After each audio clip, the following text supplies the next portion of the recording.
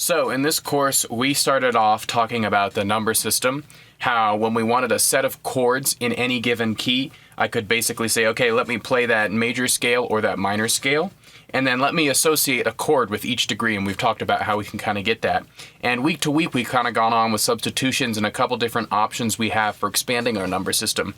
And now we're getting into the last two lessons. So this is what I like to call modern magic. And basically, what I'm thinking about in these lessons is I want to still use the number system, but I kind of want to introduce some new forms of harmony. So this is kind of, I'm thinking about 1970s on. Stevie Wonder is really the person that comes to mind with this, and there's a lot of modern people who are using this sound, but Stevie Wonder to me is really kind of the originator, maybe along with Herbie Hancock or someone like that.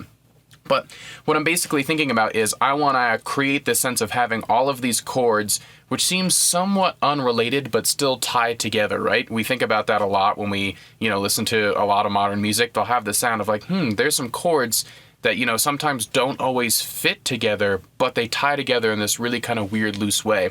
So I'm going to be talking about a technique today that I use to get that sound.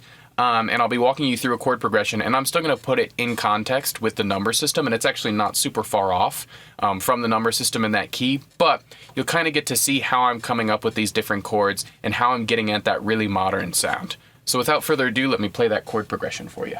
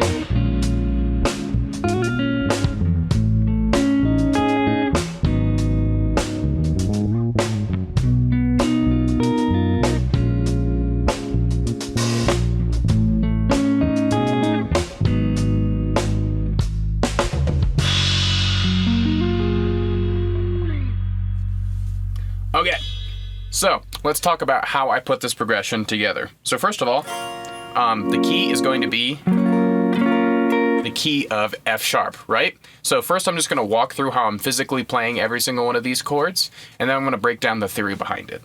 So to start this off, I'm doing an F sharp major 7 voicing. And this is kind of a unique voicing, right?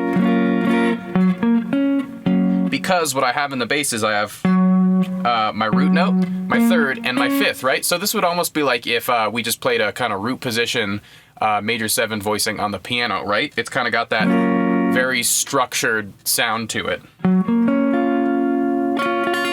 it has the 7th a little bit higher up in the chords which we like too, right? So to play this guy, I have my pinky on the 8th fret of the A string, or sorry, the 9th fret of the A string. I have my ring finger on the 8th fret of the D string, and then I'm using my first finger here, and I'm just kind of barring across the 6th fret on the G string, the B string, and the E string. Right?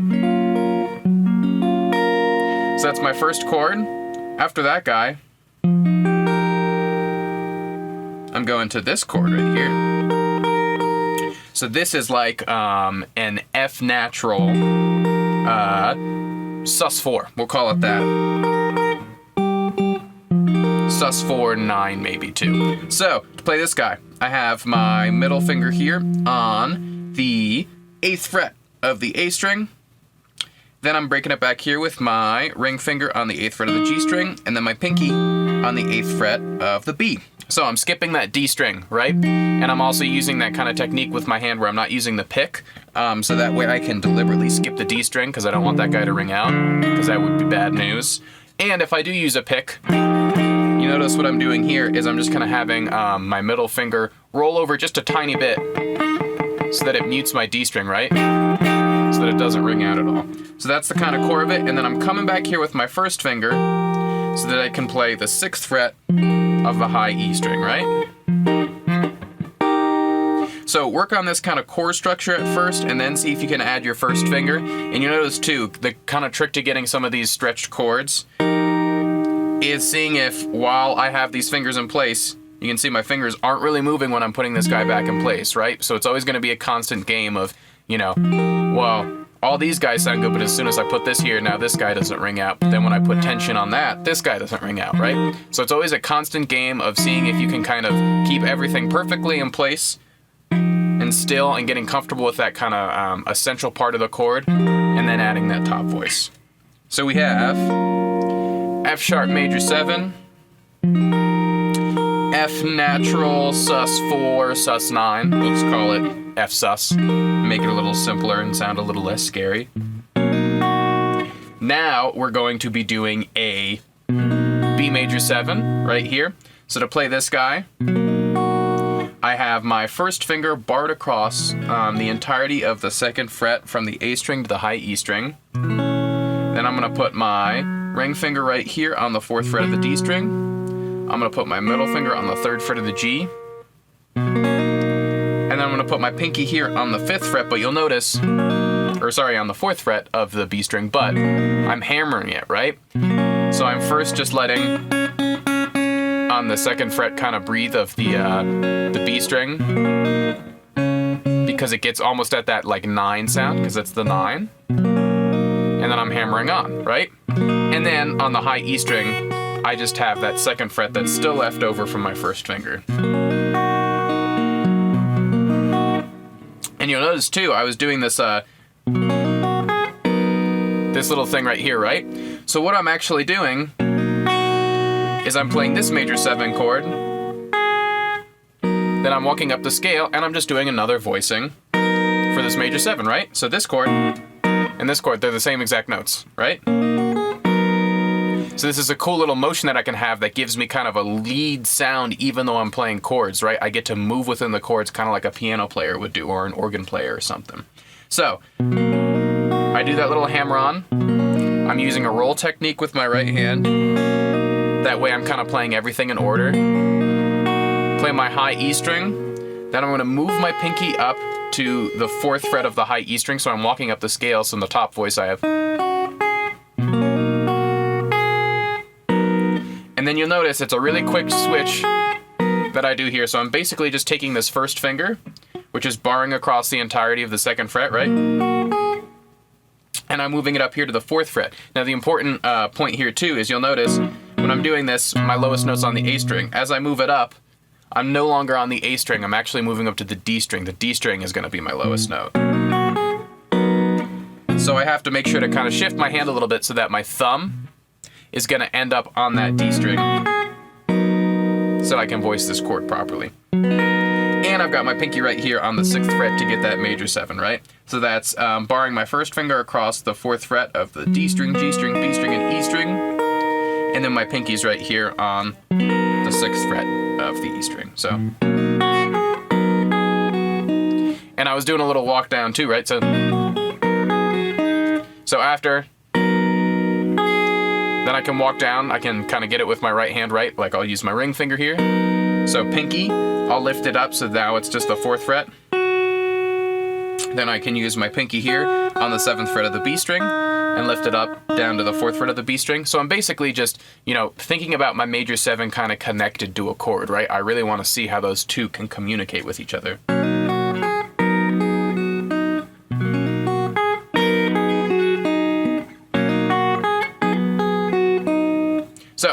So far I've got this guy to this guy, so my F sharp major 7, F natural sus,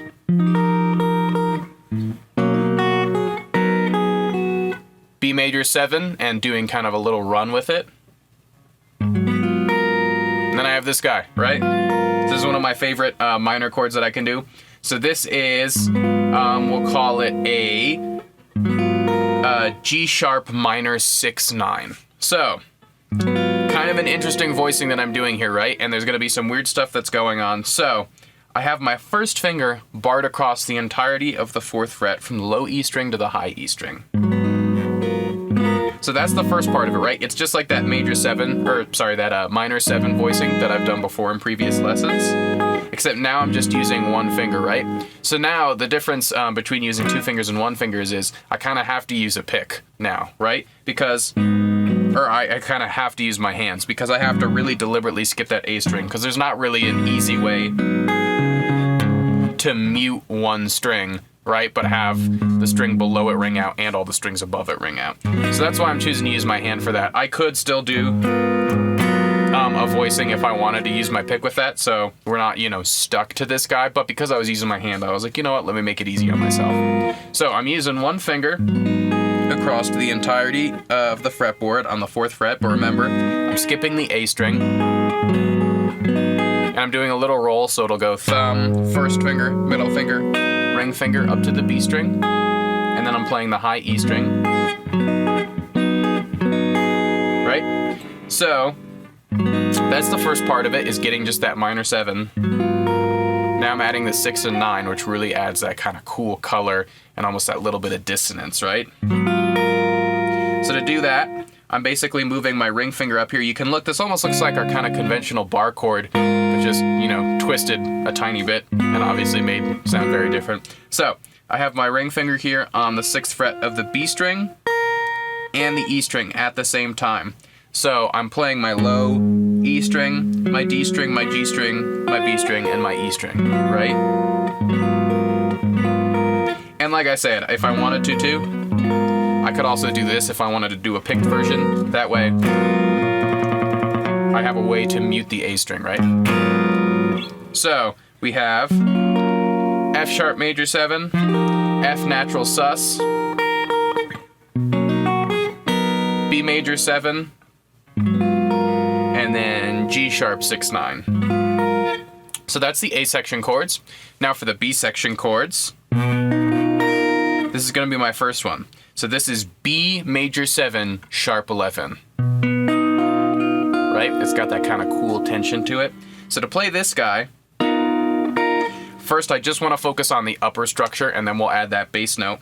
So for the upper structure, I have my first finger kind of barred across the D string, G string, B string, and E string on the 6th fret. Now, we won't hear the D string or the G string, but I kind of just have my first finger there anyway. It kind of helps with the bar, because if I was to have it up here, it would feel a little awkward when I reach over, so we'll see why I'm kind of doing that. So I kind of have it barred across the entirety of that, right? And then I'm using my pinky on the 9th fret of the D string. Then I'm using my ring finger on the 8th fret of the B string. So it'll go 9, 8, 6, 6, right? And like I said, I would find it a little awkward if I kind of just had my first finger up here. You'll notice that too when I reach, like right now, I'm reaching over and this feels very, very uncomfortable as opposed to this, because it kind of moves, it naturally moves my hand up this way when I'm barring across the 6th fret of the D, G, B, and E, instead of just the B and E. So that's the top voicing, so we'll just kind of focus on that at first, and if you feel comfortable with that, see if you can add that middle finger, right, to get the root note. So I'm kind of reaching over here, I'm reaching over the A string, and it's naturally muting it too, so this is one that I feel comfortable picking, right? And then I'm just getting the 7th fret of the low E string. So like I said, just focus on that top part at first. If you are unable to get that low note, you can hear I still have the root note in it, and this still sounds perfectly fine, right? This just adds a little more coloration to the bass. So I have this guy, then I'm going to this guy. So just a minor 7, I'm choosing to do it with one finger here, just because I think it kind of lays nicely from this chord to this chord. I could use 2 fingers if that's more comfortable or preferable to you. But for this guy, I'm just doing my low E string 6th fret up to the D string, G string, B string, and E string 6th fret, right? So that's all just with my first finger, and then I'm deliberately skipping that A string. So going from this one to this one, so just an A sharp minor 7. And you can see too how those kind of lay really well together, right? So now I'm gonna do this. I'm gonna basically copy exactly what I did and play it a whole step down. Right? So it looks exactly the same. So what I'm basically doing here is I'm taking my pinky, putting it on the 7th fret of the D string, the 6th fret of the G string, and then having my first finger bar across the entirety of the 4th fret from the D string to the high E string. And like I said, I like to do that whole little bit because I feel it helps me reach a little bit further over with my middle finger. So I've got that top voice working, and then I bring my middle finger over, and it gets that A note on the low E string 5th fret. So we have this guy, to this guy, to A major 7 sharp 11, right? And then G sharp minor 7. So to do this guy, same thing. I have two options, right, for my minor 7 chord. I can either do the first finger one like I've been doing for most of the progression, where I'm putting my first finger on the 4th fret of the low E string and just kind of flattening it across the entirety of the fretboard up to the high E, but then deliberately skipping the A string. Or I can use that 2-fingered approach where it kind of naturally skips the A string, right? So all together, I have F sharp major 7, F natural sus, B major 7, G sharp minor 6/9. Then I repeat, so F sharp major 7, F natural sus, B major 7, G sharp minor 6/9. Then I'm going to B major 7 sharp 11, A sharp minor 7, A natural major 7 sharp 11, and G sharp minor 7, right? Okay. So now let's break down how I came up with these chords. So I'm going to break it down with the number system, but there's kind of an important tool that I was using here to create this chord progression. And it's something that I picked up from Stevie Wonder, and I still hear, people do it all the time. Robert Glasper is another person who is around today who's really, he made this sound super popular, and the way he does it is, brilliant. But basically what I'm saying is, okay, I want to have these chords that are, they can still be related to each other, but I am adding some tension notes and some notes that aren't within the key. And basically what I want to do is I want to have them all kind of sound connected and flow together, even though there's some parts that are kind of, dissonant within them. So basically what I'm saying is, if you listen to this harmony,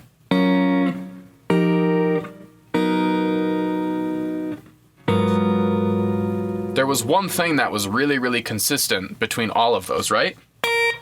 And it was my top note. So typically when I'm listening to a chord, the top note, especially even if I'm not like a musician, actually I might listen to the bass because I'm a musician, because I'm trying to figure out chords. But most people, they're going to be really drawn to that top end, right? It's something that we naturally hear. We hear a vocal in the top end, right? So the top end is something that naturally draws our ear. So if that stays consistent, and then we have a lot moving around under it, we can get to that sound, right? We can do something where we're moving around a lot, but we still have some consistency, and it feels like it's tied together, and it's not just kind of putting random chords together.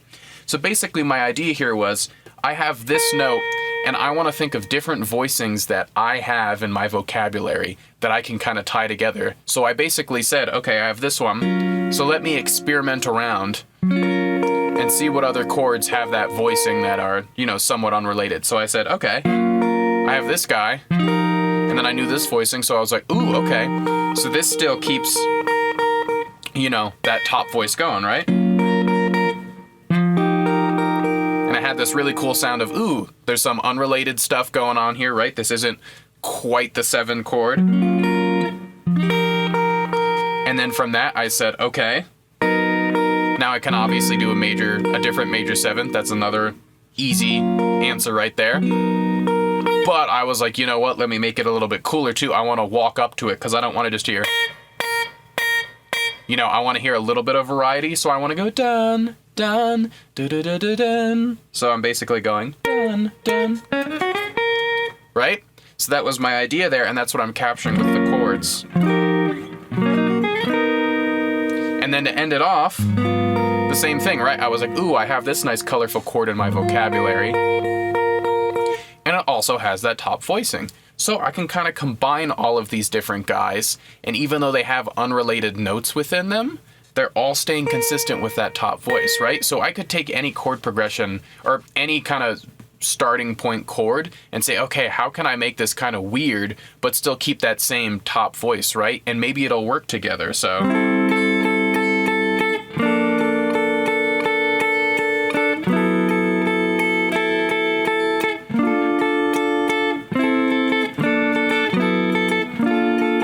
Right? I can do things like that where I'm keeping that same top voicing, but I'm changing what's going on under it.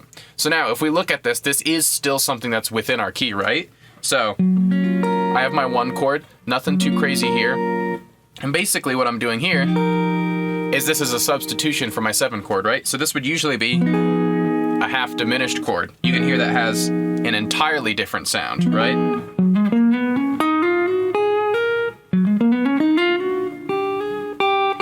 So I'm adding this note, which is not in the key, right? You can clearly hear that. It's a sharp 9, right? But here it sounds really, really nice, right? Because I have other notes that are within the key. I just have this one that's kind of sticking out a little bit, right? So instead of going like this, my normal 7, my normal 1, my normal 7, I'm going my normal 1, and now this special little 7. And something that you can do too, I've never actually physically written this down, though I think it would be a great exercise, especially if you're someone that responds more to visual learning, is every time I'm learning one of these songs, I keep a little mental note in my mind of going, every time I encounter a new substitution or something I like, I go, ooh, okay, doing this little sus4, sus9 thing as the 7 instead of having a half diminished chord, that's a really cool substitution. I'm going to remember that for later when I need to think of something or if I need to rework a harmony or something.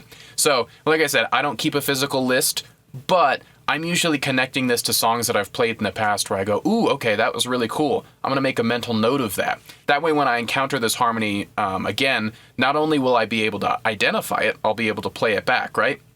So having a good list of substitutions, again, whether it's physical or whether it's just kind of a mental note, and being able to connect it to a song or a progression or something you have is a really, really valuable tool. Because a lot of times when you encounter people who are, incredible at figuring out music by ear, a lot of times they're doing stuff like that, right? They're not, obviously people have perfect pitch and things like that. But a lot of times they're just really familiar with common chord progressions and substitutions, right? So when they hear something, they go, okay, I've heard that before. So it's pretty simple for me to figure it out, right? And they can still figure things out chord by chord, and people can still do that, obviously, right? But when you're able to kind of pick up progressions as a whole, it kind of takes your playing to a different level when you need to figure things out by ear. So that's just another note. If you can take any sort of mental note or physical note when you encounter substitutions you like, it'll really, really help in the future when you encounter that stuff, because then you'll be able to identify it by ear. So I have my major 1 chord. I have this little substitution that I'm doing for the 7th chord. For this guy, it's actually just the 4th of the key, right? Nothing too crazy. So that's actually completely within key. Now I'm doing this guy. So this is the 2 of the key, right? So this is actually also completely within key because this is kind of like a Dorian chord, right? It's got that major 6 in it. So this is pretty much just a 2 chord, right? It's nothing super crazy. So if I think about it, this progression is 1, special 7, 4, 2, right? And if I was to just play kind of the conventional chords for that,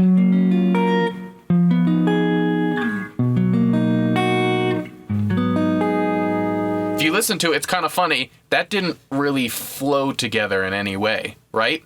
Because even though all those chords are still within the same key, right? There wasn't kind of a natural flow to that progression, right?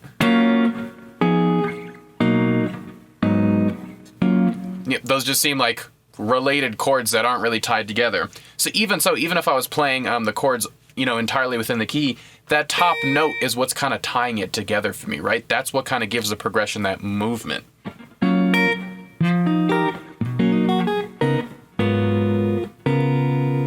Right? So keeping that top voicing is really, really integral to the sound, right? Even when I'm doing substitutions, obviously, yes, that's a guiding factor to making sure it still all sounds within key. But like I said, within that key, you could hear all those chords were related, but when I just played them without that top voicing, it was kind of like, that's cool that you know those 4 different chords, but what does it have to do with any sort of song or progression? But when I was putting that top note in, then it all of a sudden, okay, now it's tying together and it has this central point of unity.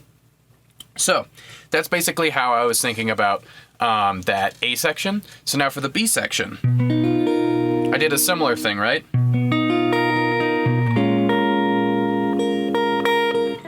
So I basically said, I really like this sound, right?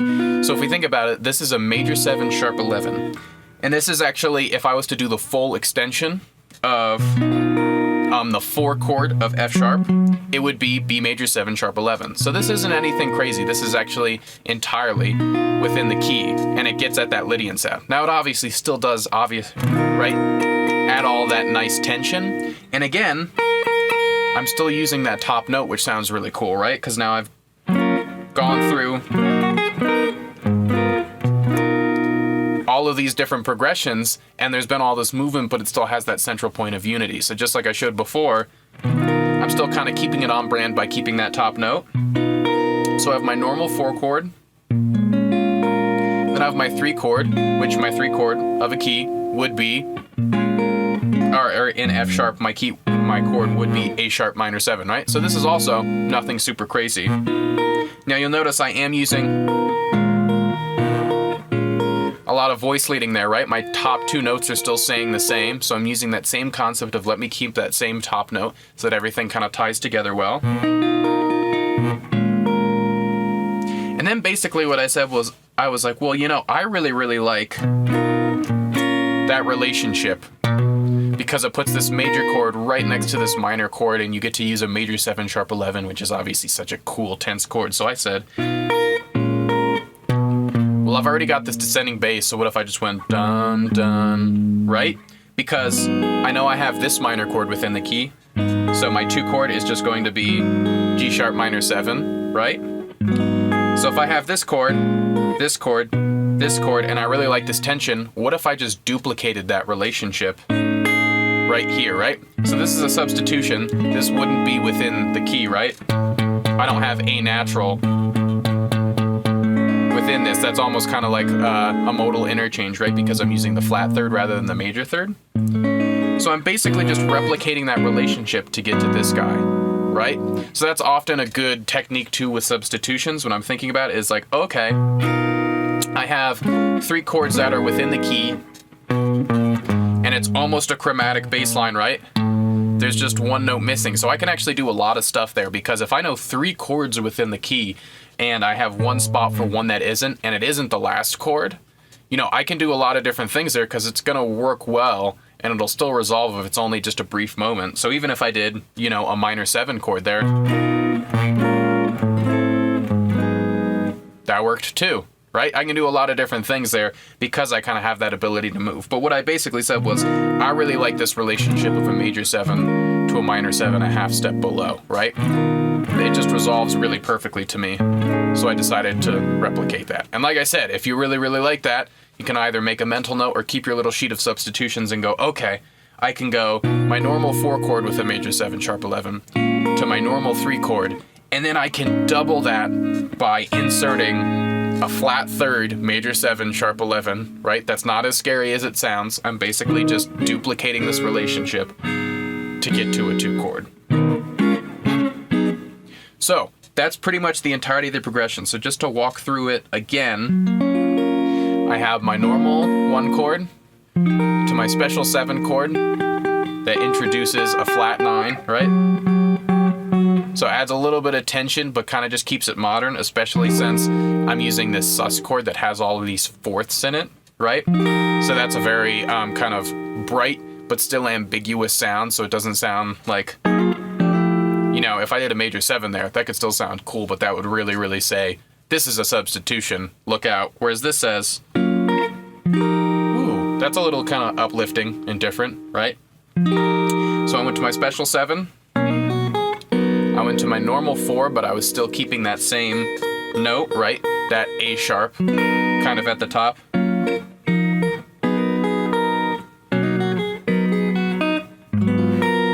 And then I did this really, really full 2 chord where I got that 6 in, right? So it kind of has that, you know, very colored, you know, ambiguous and dark sound. And so, and that's just my normal 2 chord, right? If I did the full extension of it. Then I went up here and I did my normal 4 chord, and you'll notice something too. For my 2 chord and my 4 chord, they're all the same notes, right? It's a little inversion. So that's why this leads really well into the 4 chord too, right? I basically said to myself, I didn't actually explicitly say this to myself. Usually I'll just kind of hear things and put it together, and then I go, oh, okay, now let me examine it and see why that worked out so well. So I had my 2 chord here, right? So it makes a lot of sense that if I have a chord that has the exact same notes of that, and I'm trying to write a B section, that'd be a pretty good starting point, right? If I don't want to just start on the 1 chord again. So I went from this guy to my normal 4 chord, but a fully extended version, so a major 7 sharp 11. Then I went to just a normal 3 chord, so an A sharp minor 7. And then I said, I love this relationship, I want to duplicate it. So that's exactly what I did. I played an A natural major 7 sharp 11, and then back down to my normal 2 chord, right? So I just duplicated it, and you can hear it just slips outside of the key for just a second.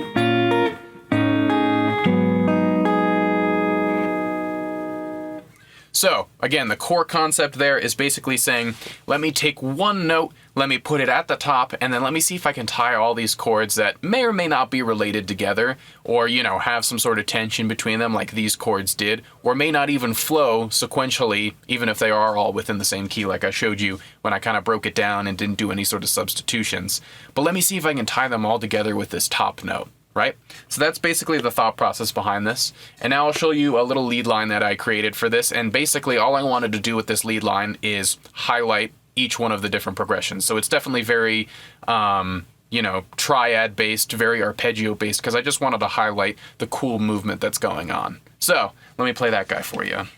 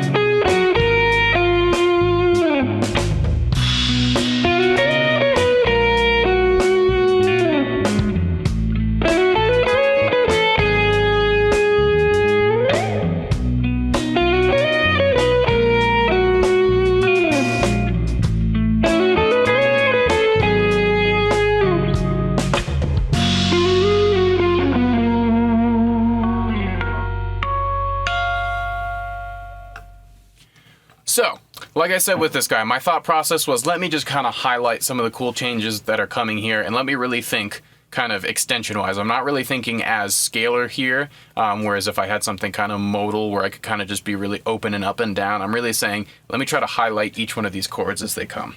So to start it off, basically what I'm doing is just highlighting the notes of that major 7 along with kind of a major pentatonic sound. So I'm starting on the 8th fret of the D string, then I'm going to the 6th fret of the G and the 8th fret of the G. Then I'm using my middle finger to come across and get the 7th fret of the B string, then the 9th fret of the B string. So that's basically me just walking up an F sharp major pentatonic, right? But then, after I go up to 9 on G, or on B, I'll come back down to 7, and now I'll get the major 7 here on the 6th fret of the B string. So I'm kind of walking up the major pentatonic, something very, very familiar and inoffensive, and then adding a little bit of that, you know, that colorful quality that makes it a major 7.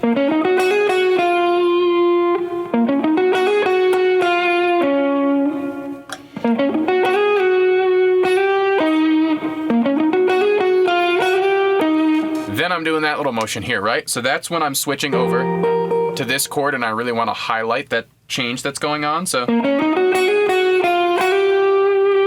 I'm hitting that flat 9 that it creates within the key, right? Because that's the note that kind of sticks out, and I want to highlight that. I want to say, hey, we added a note that actually wasn't within the key. Do you hear that? Aren't we clever? That's basically what I'm thinking of when I'm making this melody, right? So I'm basically just doing a little hammer-on from the 7th fret to the 8th fret of that B string. And then I'm coming across, after I hit the 8th fret of the B string, and just doing the 8th fret of the G string.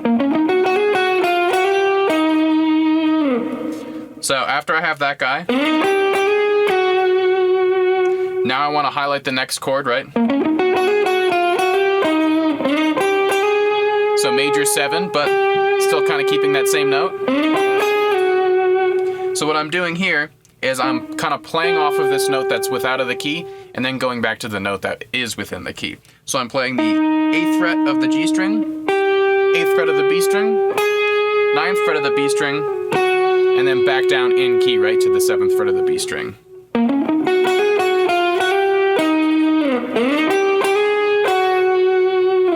And now I want to make sure I highlight the cool points of tension that are introduced with that minor 6/9 chord.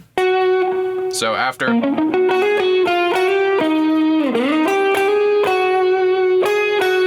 I'm just gonna go 9, 7.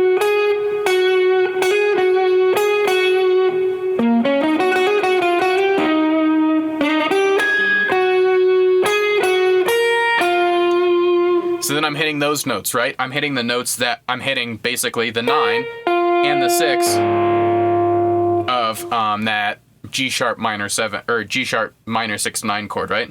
And the other thing that I can do there, so again, it's just on the 6th fret of the high E string and the B string. If I want, I can let them ring out together, right? Because it makes a really, really cool harmony when they ring out together. And if you have a whammy bar, you can kind of add that little added cool effect, right? Because it's really cool when I'm just leaning on these extensions. That's basically what I'm trying to do here. So that first part for the A section. Then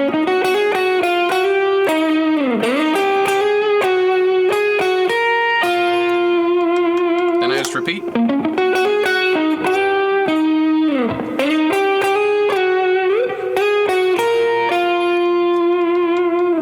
And then I wanted to do the same thing for the B section. I just wanted to highlight the cool points. So the first lick.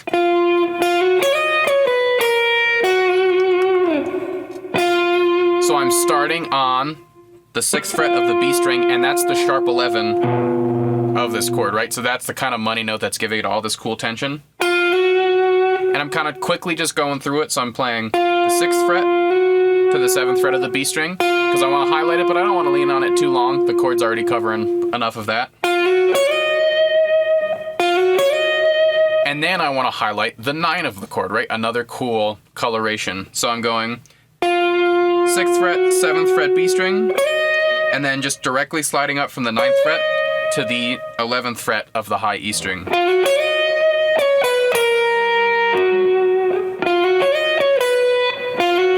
And then after I slide up to the 11, going back down to the 9th fret, then the 7th fret, just kind of walking down the major scale, right?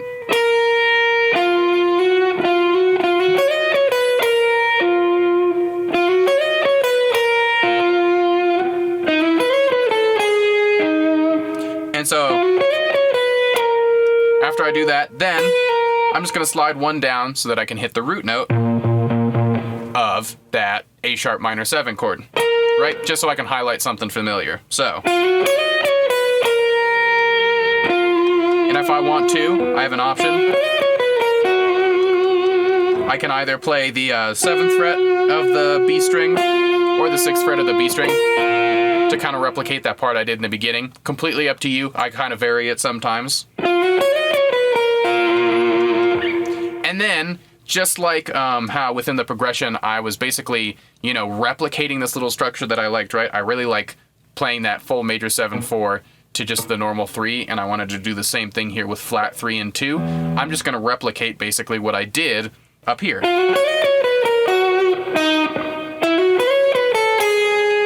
So for this guy, I'll actually probably hammer on 5th, 5 to 7 here instead of 4 to 5. Again, that's your option, but I already did highlight the major 7 sharp 11 down here, so I think it'd be cool to kind of just keep it consistent and just do it right here. So for this guy, I'm doing 5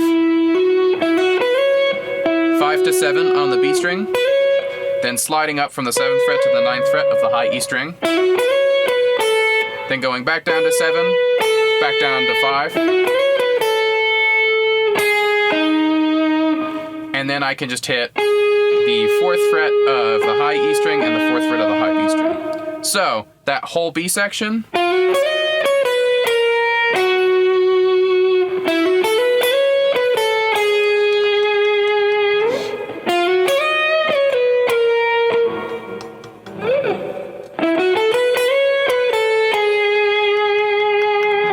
right? So I'm basically, like I said, just kind of highlighting some of the color tones and then trying to replicate what's going on in the progression, where I said I like the fact that I'm basically just taking this little section and repeating it, so I want my melody to highlight that too.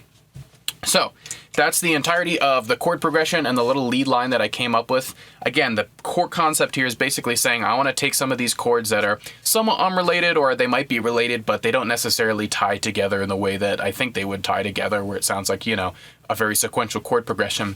And I want to say, well, what notes do I have available in these chords? And can I take this one note that I'll put in the top register, where most listeners will probably be drawn to, and can I say, what if I made this the top note in every chord, and can I tie it together?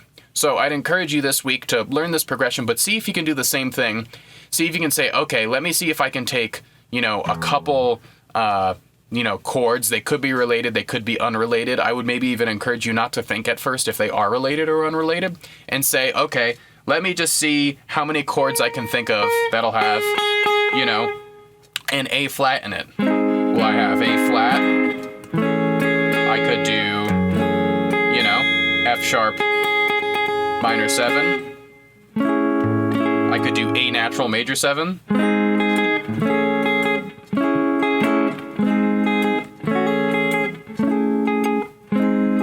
You can see that already ties together well, right?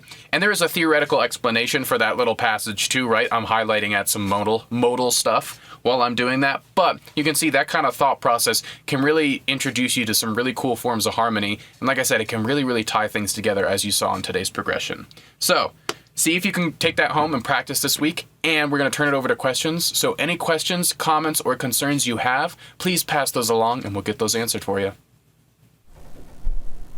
Hey everyone, so we're back. Any comments, questions, or concerns you had about today's lesson, please pass that along and we'll get those answered for you. So I'll just kind of answer them as they're coming in.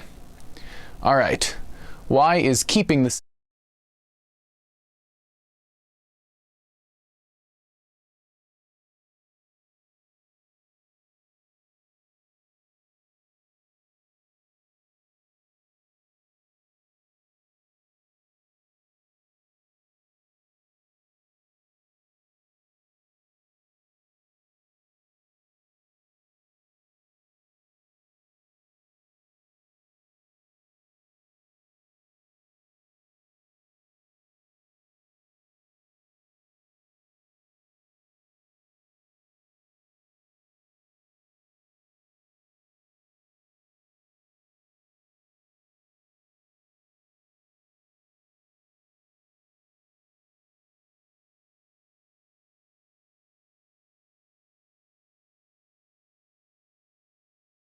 I'm using that top voice to connect to each other. And then voice leading is also kind of just a blanket term, right?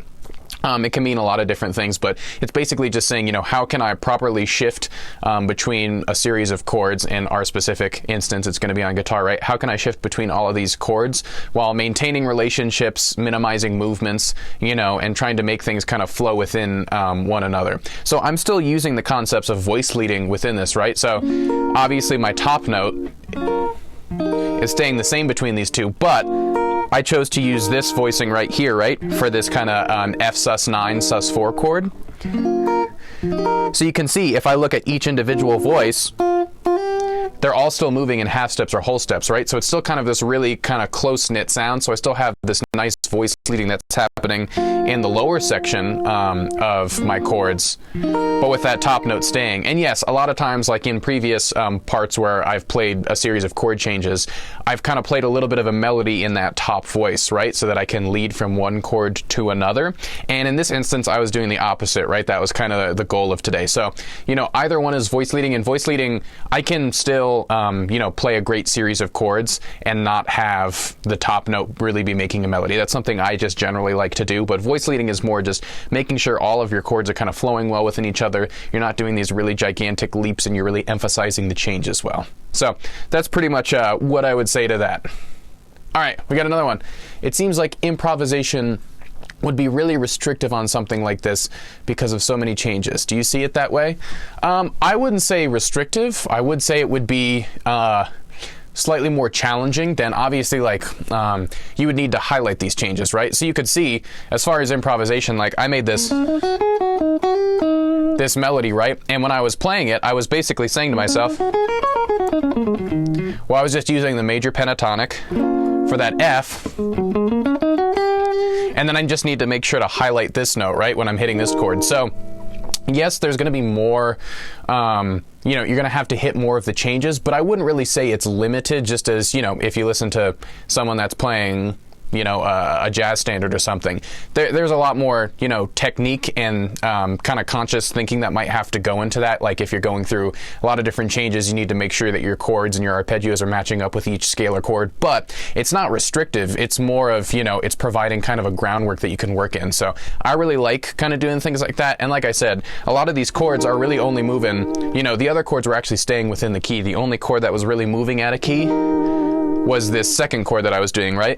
Because it was adding this note. So this is actually a really, really great progression if you're interested in improvising outside of, just something that'll stay completely within the key, because it's nice because every other chord, right?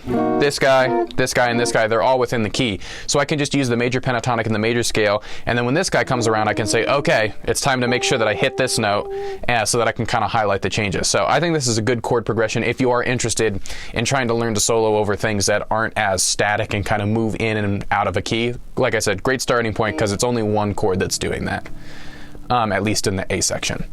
You talk a lot about the top note tying things together. Why doesn't this work with lower notes in the register? So this is not like an agreed upon concept and it's treated as a definite, right? This is kind of my opinion.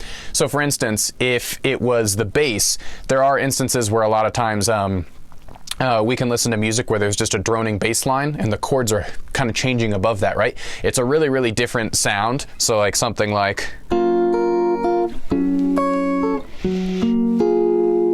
right? So I changed the chord tones each different time there. It was keeping the same bass and it still was kind of stagnant. And we can try to do that with something in the middle. I think it's often just more successful when it's that top note. Because like I said, as a listener, generally we're drawn towards the top end, especially if we're someone that's, if I'm not a guitarist, if I'm just, somebody that likes music, likes to listen to music, generally I'll be drawn to the top end, right? I won't really be listening to the bass as much. So if we have that top end kind of really static and connected, it'll help connect parts that aren't, flowing in the same exact way. So that's kind of just my thought process for why the top note ties things together. I just think as a listener, we're naturally drawn to it. And, I could try something that's in the middle register, but generally, it's easiest to pick out the top note and then, maybe after that easiest to pick out the bass, at least for me. So I was generally thinking, okay, let me try to do something that's in the top end so that can tie things well together. Okay. Can you mention some Stevie Wonder songs where this is used? Sure. So here, let me think. Golden Lady uses it a little bit, and something that's really cool is he changes keys constantly throughout that song, but it flows really, really well. So he's not like always doing this thing where it's just one note, but you can hear his melodies will stay very, very stagnant, but he'll change keys really, really fluidly over it. So that's a really good one. Let's see, I'm trying to think of other good ones where he does that. He does it a little bit in Contusion, though that one can be kind of intimidating to look at because it's kind of more of a jazz fusion song. And honestly, like, I think the person that would really kind of replicate it best would be Robert Glasper, too, who's a modern piano player, because he does this a ton, and it's in pretty much, you know, I would say maybe a majority of his songs. I can't say that for sure, but at least a lot of his songs are really using this concept of keeping that top note static while moving under it. So anything off of Inner Visions would probably be my biggest bet for listening to Stevie Wonder songs where he's doing that. So, and then Taco Tuesday said, what are some of your favorite tension chords? Cool. Interesting question. So I could answer this in a couple different ways. So I'll answer this in two ways. I'm going to say what my favorite tension chords are just based off of a guitar voicing of a chord straight up. So this is just a chord without the context of a key. And then I'll kind of answer it of maybe a chord that I like to use as a substitution within a key. So a couple tension chords that I like like minor 9 chords, but if you notice here, so this is an A minor 9, so normally I could just play an A minor 9 by barring across the 1st fret with my 1st finger, skipping the A string, and then playing the 7th fret of the high E string, but I like putting the 9 and the 1 right next to each other, right? So in doing that, you'll hear this has a lot more tension to it than this does because it's got that major 2nd that's in the center. And so I'm doing that by reaching my pinky up to the 9th fret and pressing down on the D string. This is definitely a difficult stretch, but things like this are really kind of adding a lot of cool tension to the guitar. And it's nice because everything else here is just stacked in a 4th or a 5th, right? So we've got some really kind of static normal harmony. And now I've got this really cool tense kind of center point. So I like that. The chord from today, this major 7 sharp 11, I absolutely love this chord. I use it all the time in a bunch of different contexts. So this is definitely something that I like. And a good substitution, so I'll kind of get into the second part of the answer that I was talking about, would be if I was in a minor key, so let's say I was in A minor. One of my favorite substitutions would be to use this little guy here, right? So one of my favorite chords would be, hey, what if I can actually kind of insert this one almost as if I was at the 4 of the key, right? So my substitution is I'm in a minor key and I am doing a flat 2nd, major 7 sharp 11, right? So I'm going just 1 up from the root note. If I'm in the key A minor, it would be B flat, and I'm doing that major 7 sharp 11, right? So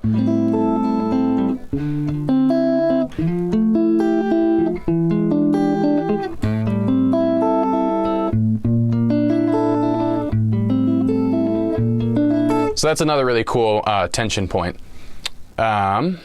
Is that elf or leprechaun behind you? What's its name?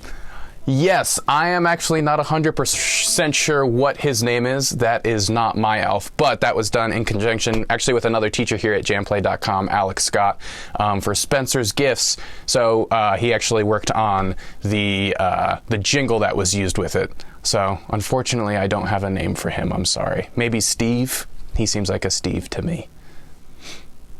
And let's see if we got any. Okay, cool. That's it. So thanks for joining me on week 9. It's awesome. We've actually only got one more lesson left, and it's going to be a continuation of Modern Magic. So this week, see if you can put your ears to some of that Stevie Wonder stuff, work a little bit more on the progression, see if you can kind of tie things together, and we'll just continue next week. So happy practicing, and thanks for tuning in.